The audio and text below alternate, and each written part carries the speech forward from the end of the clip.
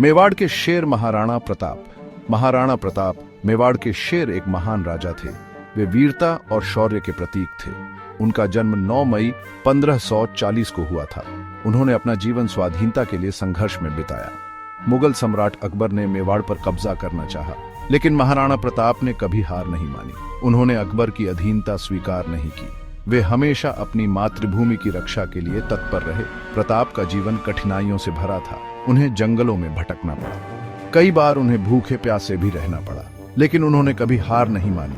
उनका साहस और दृढ़ संकल्प अद्भुत था।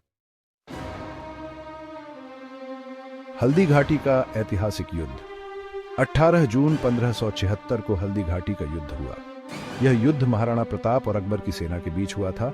इस युद्ध में महाराणा प्रताप की सेना कमजोर थी, लेकिन प्रताप ने अदम्य साहस का परिचय दिया। यह युद्ध लंबे समय तक चला। दोनों ओर से वीरता का प्रदर्शन हुआ। महाराणा प्रताप का घोड़ा चेतक इस युद्ध में वीरगति को प्राप्त हुआ। हल्दी घाटी का युद्ध इतिहास में अमर हो गया। गुरिल्ला युद्ध एक रणनीतिक क्रांति। महाराणा प्रताप ने गुरिल्ला युद्ध की रणनीति अपनाई। इस रणनीति में छिपकर हमला किया जाता है। यह रणनीति मुगल सेना के लिए एक चुनौती थी। प्रताप ने अपने राज्य के भील जनजाति को संगठित किया। उन्होंने मुगलों के खिलाफ छापामार युद्ध छेड़ दिया। इस रणनीति से प्रताप को सफलता भी मिली।